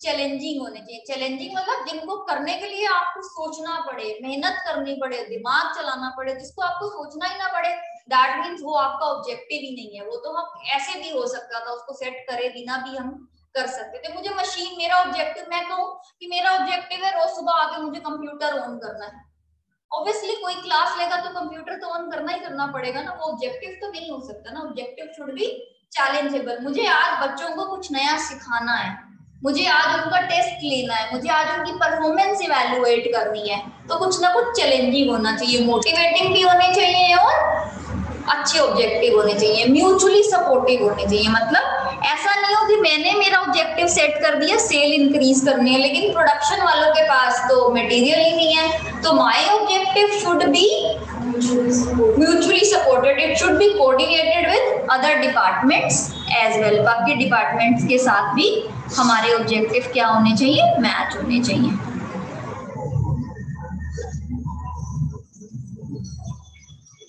Consistent with the environment. Obviously, environment is the most important and the first factor whenever you go for any strategy building or strategic management करते हो, आपको सबसे पहले अपने आप को environment के साथ consistent करना है, environment के साथ match करना है। आपने जितने भी constraint है, demand है, government policies है, competition है, economic environment है, demographic environment है, उन सबको आपको study करके उसके बाद आपको अपना objective set करना है। Then is importance of the objective. Objective set करने के पीछे क्या इंपॉर्टेंस है या ऑब्जेक्टिव के क्या बेनिफिट होते हैं? सो लेजिटिमेसी, लेजिटिमेसी का मतलब आपका लीगल वैल्यू देता है, आपको एक पर्पस देता है काम करने का। ऑब्जेक्टिव क्या है? मिशन का एक स्टार्ट है। मिशन कंप्लीट कैसे होगा? वो किसके बेसिस पे होगा? ऑब्जेक्टिव के बेसिस पे होगा। Objective is the sense of direction. Objective आपको डायरेक्शन प्रोवाइड करता है कि कब आपका काम स्टार्ट होगा and when you will get the destination. ये आपको एक वो वे बताता है, एक सीक्वेंस बताता है कि आपको आपने कैसे काम करना है। यूनिफाइड प्लानिंग है। यूनिफाइड का मतलब मिलजुल के की हुई प्लानिंग है, जिसमें आपकी पॉलिसी, स्ट्रेटजी, प्रोसीजर, ये सारा फंडामेंटल ऑफ मैनेजमेंट में पढ़ चुके हो, रूल्स, मेथड, इन सबको आपने इकट्ठा करके चलना है। ऑब्जेक्टिव आपका मोटिवेशन है। मुझे पता है कि मेरे को इंक्रीमेंट तब मिलेगा, मेरा सैलरी तब बढ़ेगा जब मैं बच्चों को अच्छा पढ़ाऊंगी या बच्चों के रिजल्ट्स अच्छे आएंगे, तो that is motivation for me. तो ऑब्जेक्टिव भी ऐसा होना चाहिए जो सबका मोटिवेशन हो। अब एम्प्लॉइज को टारगेट दिए कि इस साल आपने 10,000 यूनिट का सेल करना, तभी आपको प्रमोशन मिलेगा। तो every employee will put efforts कि यस उसको बेनिफिट मिलने वाले हैं, तो that can be there source of motivation. Means of coordination, organizational objective क्या है? कोऑर्डिनेटेड एफर्ट होते हैं, वो एनकरेज करते हैं सबको सेम डायरेक्शन में। और ऑर्गेनाइजेशनल ऑब्जेक्टिव क्या है? एक फ्रेमवर्क प्रोवाइड करते हैं आपको। और कंट्रोल भी आप जो परफॉर्मेंस इवैल्यूएट करते हो, स्टैंडर्ड फिक्स करते हो, ये भी किसके बेसिस पे करते हो? ऑब्जेक्टिव के बेसिस पे। एंड रिलेशनशिप ऑब्जेक्टिव जो है आपकी रिलेशनशिप को डिफाइन करते हैं एनवायरनमेंट के साथ, कि आपका एनवायरनमेंट के साथ क्या रिलेशन है, किसके साथ आपको अडेप्ट करना है और किसको आपने अडेप्ट नहीं करना है। ये भी सारा क्या करता है? ऑब्जेक्टिव्स ही बताते हैं। ऑब्जेक्टिव में कभी कभी कॉन्फ्लिक्ट्स आ जाते हैं। कॉन्फ्लिक्ट्स कैसे? हमारा ऑब्जेक्टिव लॉन्ग टर्म है, शॉर्ट टर्म है, हमारा ऑब्जेक्टिव प्रॉफिट मेकिंग है, सेल मेकिंग है। तो इस तरह से अगर हमारे ऑब्जेक्टिव में कॉन्फ्लिक्ट आएंगे तो हमारी कॉन्सिक्वेंसेस भी उसके डिफरेंट हो जाती हैं। ऐसे ही ऑब्जेक्टिव का, जैसे विजन का पार्ट क्या है, मिशन है, मिशन का पार्ट क्या है, ऑब्जेक्टिव है, ऐसे ही ऑब्जेक्टिव का भी पार्ट क्या होता है, गोल होता है। अगर हम ऑब्जेक्टिव को रोड मैप बोल रहे हैं कि पूरा रास्ता है, तो गोल क्या है उसका, माइलस्टोन है कि कितना हमें पास ऑन करना है। सपोज आप सीएमए कर रहे हो, सीएमए इज योर ऑब्जेक्टिव, गोल क्या है, हर मॉड्यूल में आपको कितने कितने मार्क्स लेके आने हैं, दैट इज योर गोल। ठीक है, goals are the part of your objective. Goal आपके लॉन्ग रेंज भी हो सकते हैं और शॉर्ट रेंज गोल भी हो सकते हैं, जो टाइम टू टाइम क्या होते रहते हैं, चेंज होते रहते हैं आपके। कुछ प्राइमरी, एक फर्म के हिसाब से अगर आप देखें तो गोल क्या होते हैं, कुछ प्राइमरी गोल्स होते हैं, कुछ सेकेंडरी गोल होते हैं। प्राइमरी गोल मतलब जो सर्वाइवल के लिए, फर्म की सक्सेस के लिए सबसे ज्यादा जरूरी है। क्या सबसे ज्यादा जरूरी है आपको, प्रॉफिट अर्न करना, कि आप कितने ज्यादा प्रॉफिट अर्न करोगे तभी आप सस्टेन कर पाओगे, कस्टमर होंगे तभी प्रॉफिट होंगे, कस्टमर होंगे तभी आपका लॉन्ग रन बिजनेस चलेगा, एंड इनोवेशन। जब तक आप कुछ नया करते रहोगे, अगर कुछ नया नहीं करोगे, कोई दूसरा कॉम्पिटिटर नया कर लेगा तो you will be out from the market. तो आपके अंदर क्या होनी चाहिए, इनोवेशन होनी चाहिए। तो प्राइमरी गोल्स हमारे क्या क्या हो सकते हैं, प्रॉफिट अर्न करना, सेल मैक्सिमाइज करना, कस्टमर की डिमांड क्रिएट करना, R&D करना, इनोवेशन करना, सो दैट हम मार्केट में सस्टेन कर पाए। अगर मार्केट में सस्टेन कर पाएंगे तभी तो सोसाइटी को सर्व कर पाएंगे, तभी तो एम्प्लॉयमेंट दे पाएंगे। तो हमारे प्राइमरी गोल्स क्या है, प्रॉफिट अर्न करना, सेल्स को मैक्सिमाइज करना, नया नया इनोवेशन करना, सो दैट हम टाइम टू टाइम नई टेक्नोलॉजी से बेटर प्रोडक्ट लॉन्च कर सके और पब्लिक को हम दे सके, हमारे कस्टमर को। सेकेंडरी गोल्स क्या होते हैं हमारे, एम्प्लॉयमेंट जनरेट करना बहुत सारे लोगों के लिए। अगर हमारा फर्म बिजनेस अच्छा चलेगा तो हम एम्प्लॉयमेंट भी जनरेट कर पाएंगे। ठीक है, उसके बाद एम्प्लॉय को सेटिस्फेक्शन, उसको सेटिस्फेक्शन कब होगा, जब उसको टाइमली इंक्रीमेंट मिलेंगे, उसको हेल्थ बेनिफिट्स मिलेंगे, उसके बच्चों को एजुकेशन बेनिफिट मिलेगा, उसके फैमिली को बेनिफिट्स मिलेंगे, then employee will be satisfied. Social justice, social justice का मतलब होता है equitable distribution of income and wealth in the society. मतलब आपकी जो बिजनेस की इनकम आ रही है उसका इक्वल डिस्ट्रीब्यूशन होना चाहिए सोसाइटी के अंदर। बैलेंस्ड डेवलपमेंट होना चाहिए, मतलब आपको अपना जो प्रोडक्ट है वो सिर्फ अर्बन एरिया या रिचर सेक्शन के लिए नहीं बनाना, आपको उसको बैकवर्ड सेक्शन को भी लेके जाना। उसके लिए गवर्नमेंट ने काम करना शुरू किया ना, बैकवर्ड एरियाज के अंदर इंडस्ट्री सेटअप करना, फैक्ट्री सेटअप करना, सो दैट वहां का इंफ्रास्ट्रक्चर इंप्रूव हो पाए, वहां का ट्रांसपोर्टेशन सिस्टम इंप्रूव हो पाए। Economic self reliance, self reliance मतलब आपको इंपोर्ट कम करना पड़े और आप एक्सपोर्ट ज्यादा कर पाओ। मतलब सेल्फ रिलायंस मतलब अपने पे ही डिपेंडेंट होना, आपको इकोनॉमिक इंडिपेंडेंस मिलनी चाहिए। मतलब आपके पास इतना पैसा हो कि आप कुछ भी काम करो, आप एक्सपोर्ट्स को प्रमोट करो और इंपोर्ट्स को सब्सिट्यूट करो। ठीक है, और टारगेट क्या होते हैं इसके बाद, टारगेट मतलब एक स्पेसिफिक क्वांटिटेटिव ऑब्जेक्टिव जिसको आप एक मॉनिटरी टर्म में मेजर कर सकते हो, that is known as your target. और टारगेट में क्या, टारगेट क्लियरली डिफाइंड होना चाहिए, टारगेट बैलेंस्ड होना चाहिए, टारगेट आपकी फैसिलिटीज के साथ मैच करना चाहिए, टारगेट चैलेंजिंग होना चाहिए बट इम्पॉसिबल नहीं होना चाहिए, टारगेट रियलिस्टिक होना चाहिए, मतलब जिसको आप अचीव कर पाओ, फ्लेक्सिबल होना चाहिए। अगर एनवायरनमेंट में चेंजेस, जैसे अब पीछे पेंडेमिक आया था तो कंपनीज को ने भी अपने टारगेट्स लो कर दिए थे कि नहीं है इस टाइम पे काम तो नहीं मेट हो पाएंगे।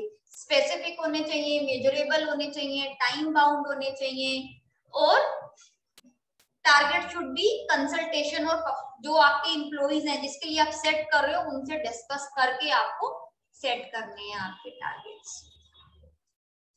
The last topic of this chapter is your level of strategy. आपकी जो स्ट्रेटजी है वो बेसिकली 3 लेवल पे होती है। This is your corporate office, जहां पे आपके क्या होते हैं, बोर्ड ऑफ डायरेक्टर्स होते हैं, वाइस चेयरमैन होते हैं, मैनेजिंग डायरेक्टर होते हैं। ये क्या बनाते हैं, सबसे हाई लेवल का strategy, that is known as your corporate level strategy. फिर जैसे बिजनेस में मैनेजमेंट में 3 लेयर होती है ना, top management, middle management and lower management. जो कॉर्पोरेट वाले ऑफिस होता है वो क्या बनाता है, टॉप मैनेजमेंट होता है, टॉप पॉलिसीज बनाता है, सेम वे में जो कॉर्पोरेट ऑफिसेज हैं वो क्या बनाते हैं, कॉर्पोरेट लेवल स्ट्रेटजीज बनाते हैं कि कैसे हम अपने बिजनेस में वैल्यू ऐड कर सकते हैं। देन मिडिल लेवल आता है जिनको हम एसबीयू मतलब स्ट्रेटेजिक बिजनेस यूनिट, जो हमारे अलग अलग बिजनेस है, जैसे रिलायंस है, रिलायंस का टेक्सटाइल भी है, रिलायंस का पेट्रोलियम भी है, रिलायंस के टेलीकम्युनिकेशन भी है, रिलायंस टेक्सटाइल भी है, रिलायंस फैशन भी है। तो इस तरह से ये जो अलग अलग बिजनेस लेवल की, इसको बोलते हैं बिजनेस लेवल स्ट्रेटजी, कि टेक्सटाइल अपनी स्ट्रेटजी बनाएगा, कॉर्पोरेट लेवल ने एक स्ट्रेटजी बना ली कि हमें वर्ल्ड लीडर बनना है इस साल के अंदर, अब बिजनेस अपने अपने हिसाब से बनाएगा कि हमने कैसे कैसे उसको अचीव करना है। एंड थर्ड लोअर लेवल होता है, that is the functional level strategy. Functional level मतलब हर एक ऑर्गेनाइजेशन के डिफरेंट फंक्शन होता है ना, फाइनेंस डिपार्टमेंट होता है, मार्केटिंग डिपार्टमेंट होता है, operation department, personnel department, information department. तो उन डिपार्टमेंट्स को कैसे मैनेज करके हमने बनाना है, कैसे कैसे स्ट्रेटजीज बनेंगी, that is known as your functional level strategy. So corporate level strategy overall scope को डिस्कस करती है, आपकी ऑर्गेनाइजेशन का पर्पस क्या है उसके बारे में डिस्कस करती है, कैसे वैल्यू ऐड होने वाली है आपके बिजनेस में उसको बनाती है। मतलब टॉप लेवल की जितनी भी स्ट्रेटजीज हैं that are made by your corporate level, which includes your board of director, your managing director, your vice president, your president, every top level person is involved in this. Then is your business level strategy, आपको एक particular market को, suppose आपका textile वाला business है तो textile के अंदर आपने कैसे सक्सेसफुल मार्केट बनानी है, फार्मास्यूटिकल में आपने कैसे सक्सेसफुल मार्केट बनानी है, आपने गारमेंट्स में कैसे सक्सेसफुल मार्केट बनानी है, तो इन सबको जो डील करता है that is your business level. And third last lower level strategy that is operational strategy, कि कैसे रिसोर्सेज, प्रोसेस और पीपल मिलके काम को करेंगे, how components part of the organization deliver the corporate and business level strategy. Obviously जो काम करना है इन दोनों ने तो ब्रेन गेम खेली है, लेकिन अल्टीमेट काम तो किसको करना है, ऑपरेशन वालों को करना है ना, लोगों को करना है काम, तो वो कैसे मैनेज करेंगे, that will made by the operational level strategy. तो कॉर्पोरेट स्ट्रेटजी में board of director, chief executive officer, administrative आते हैं, फाइनेंशियल परफॉर्मेंस कैसा होगा, गोल्स कैसे अचीव करना है, सोशल रिस्पॉन्सिबिलिटीज कैसे डिस्चार्ज करनी है, और हमेशा इसका लाइफ स्पेन क्या होता है 3 to 5 ईयर ओल्ड होता है। एंड जो बेसिकली जो कंपनी के मेन ऑब्जेक्टिव्स हैं ये उनको माइंड में रखते हुए बनाती हैं, ये बेसिकली डिस्कस करती हैं where it wants to be, how it is going to be get there, कहाँ हम हैं, और हमें सपोज इस टाइम हमारी सेल 1000 करोड़ रुपए है और हमने जो नया टारगेट फिक्स किया दैट इज 1500 करोड़, तो कॉर्पोरेट स्ट्रेटजीज बनाएंगे where it want to be and how it is going to be. तो वो कैसे होगा, कस्टमर को भी सेटिस्फाई करना है, बिजनेस को भी एफिशिएंट और इफेक्टिव वे में रन कराना है, कंपटीशन को भी बीट करना है और कॉर्पोरेट ऑब्जेक्टिव को भी रन करना है। सो इन द मिडल अगर हम बात करें तो आता है हमारा बिजनेस लेवल। बिजनेस लेवल के अंदर आपके सारे मैनेजर्स आ जाते हैं, जो जितनी भी एसबीयूज है मतलब स्ट्रेटेजिक बिजनेस यूनिट्स हैं, अलग अलग बिजनेस यूनिट है, वो डिफाइन करती हैं कि उन्होंने अपने ऑब्जेक्टिव को कैसे अचीव करना है। सपोज मेरे पास फार्मास्यूटिकल वाला बिजनेस है तो मुझे लोगों के माइंड में, जैसे अपोलो फार्मेसी के बारे में बार बार ऐड आती रहती है, अपोलो फार्मेसी घर में डिलीवर कर रहा है, इतना डिस्काउंट दे रहा है, इतना आपको ऑफ मिल रहा है, कंट्री डिलाइट है, मिल्क प्रोडक्ट्स के लिए आता है, तो लोगों के माइंड में कैसे पोजीशनिंग करनी है, positioning the business against rivals, rivals का प्रोडक्ट हटा के हमारे प्रोडक्ट्स की पोजीशनिंग कैसे होगी, डिमांड को कैसे एंटीसिपेट करेंगे, उसके हिसाब से टेक्नोलॉजी को लेके आना, कंपटीशन को बीट करना through vertical integration. Vertical integration का मतलब क्या होता है,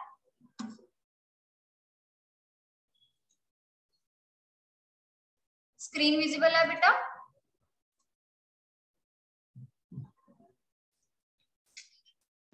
Yes. Vertical integration, vertical integration का मतलब दिस वे, मतलब ये रॉ मटेरियल आया, फिर यहाँ से हमने कहीं से ये सप्लायर थे हमारे, ये हमारे कस्टमर थे, मतलब सबको इकट्ठा कर लेना, एक चेन बना लेना कि सब आपके ही हो जाए। वर्टिकली के अंदर मतलब लोअर से लेके जहां से रॉ मटेरियल आना है और जिस तक फाइनल गुड बन के जानी है, उन सबके साथ अपने आप को आपने क्या कर लेना है, हैंड्स ज्वाइन कर लेने हैं कि आपको कोई दिक्कत ही ना आए, आपके ही हो। अदरवाइज अगर आपका सपोज आप कहीं और से बाय करते हो, आपका वेंडर आपको देने से मना कर दे, तो आपका काम रुक जाएगा ना। तो उस केस में बिजनेस लेवल स्ट्रेटजी में हम क्या करते हैं, जितने भी हमारे साथ काम करने वाले उनको हम अपने में ही मर्ज कर लेते हैं, ठीक है। और कंपटीशन को मैनेज करना, पॉलिटिकल एक्शंस होते हैं जैसे, उन सबको भी अपने फेवर में करके रखना। ये जो उसने स्ट्रेटजीज दी है माइकल पोर्टर वाली, ये स्ट्रेटजी हम नेक्स्ट चैप्टर में करने वाले हैं सारी की सारी। देन आती है हमारी ऑपरेशनल स्ट्रेटजी, सबसे लास्ट लेवल पे, जिसके अंदर काम करने वाले लोग होंगे, ज्योग्राफिकल एरियाज होंगे, फंक्शनल एरियाज होंगे, यहाँ पे हमारे शॉर्ट टर्म लॉन्ग टर्म सारे ऑब्जेक्टिव सेट होंगे, और मेन हमारा जो इसके अंदर काम होगा दैट इज जो कॉर्पोरेट लेवल और बिजनेस लेवल ने जो भी स्ट्रेटजीज बनाई हैं उनको हमने इम्प्लीमेंट करना है विद एफिशिएंसी, इफेक्टिवनेस, क्वालिटी हमने प्रोवाइड करनी है, हमने सर्विसेज प्रोवाइड करनी है, हमने अपने ऑब्जेक्टिव को रियलिस्टिक रखते हुए उन काम को अच्छे से अचीव करना है। सो कल वाले जो नेक्स्ट क्लास होगी थर्सडे वाली क्लास में, you guys will be having test of chapter 1। Only 3 chapters are there in this book, only 3 chapters, chapter 1 is completed. अगर कोई डाउट है तो you can ask me right now. अगर कुछ समझ में नहीं आया तो you can ask me right now, I am here to help you. Yes Anurag, Shweta, कोई डाउट है, समझ में आ गया चैप्टर अच्छे से? कैसे भी क्वेश्चन दे सकती हूँ, स्टेटमेंट्स भी दे सकती हूँ, आप में आइडेंटिफाई करना है वो विजन है, मिशन है, ऑब्जेक्टिव है, टारगेट है, गोल है। तो आपको उन चीजों को अच्छे से स्टडी करना है। मैं टेस्ट थोड़ा सा टेकी दूंगी आपको, ताकि आपको रिटन टेस्ट होगा, ठीक है। स्टेटमेंट्स आपको आइडेंटिफाई करनी है कि वो क्या है। ओनली 3 चैप्टर आर देयर, वो मैं साथ साथ लेती रहूंगी कमिंग क्लासेस के अंदर। इतने चैप्टर के क्लियर हो गए थे सारे डाउट्स जो मैंने करा दिए थे, वो सब हो गए सारे चैप्टर्स, ठीक है। वन डे अभी निकाल के फिर हम साथ साथ करते रहेंगे। अब इस नेक्स्ट टू नेक्स्ट क्लास में, सैटरडे वाली क्लास में देखती हूँ डाउट सेशन रखेंगे, ठीक है। I believe that's all for the day chapter. अगर कोई डाउट है तो guys you can ask. Anurag, if you have any doubt you can ask बेटा।